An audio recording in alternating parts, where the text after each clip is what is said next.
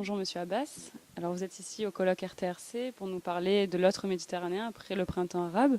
Alors après de 7 ans, après ces contestations populaires, quel bilan pouvez-vous tirer de ce printemps arabe?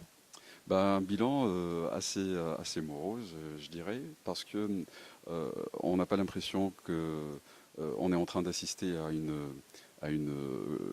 un résultat ou à une conséquence assez claire de ce débat, de ce mouvement, de ce soulèvement, parce que les identités politiques concernées et qui proviennent du milieu du bassin méditerranéen, hein, c'est le sujet de notre thématique aujourd'hui, n'ont pas réussi à nous introduire une sortie de ce contexte. On assiste toujours à des nouvelles formes d'identité qui commencent à se construire, à se créer, et on assiste également à des modifications des identités politiques qui existaient déjà. Du coup, on est devant un événement, on est devant un phénomène qui est toujours en cours de mutation. Voilà. Et selon vous, est-ce que ces soulèvements ont changé les populations méditerranéennes surtout?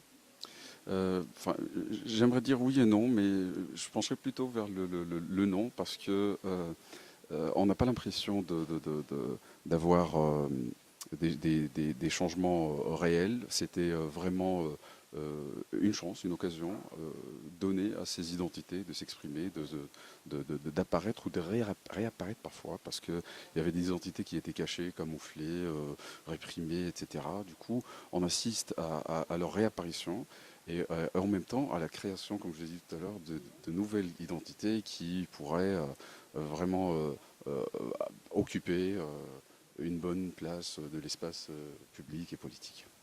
Et en termes de communication, quelle importance ont les réseaux sociaux dans ce genre de contestation?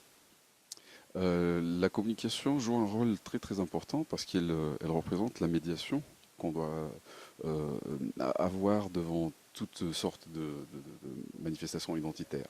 C'est-à-dire devant cette nouveauté identitaire à laquelle on assiste aujourd'hui, on a besoin de- quelque chose, on a besoin des éléments qui font le lien, la connexion, j'allais dire, entre les différentes identités et les anciens acteurs qui font déjà l'activité sociale, l'activité collective. Du coup, la communication joue un rôle très important, surtout dans la dimension de représentation et de médiation qu'elle présente. Je vous remercie Monsieur Abbas pour votre intervention. Je vous en prie.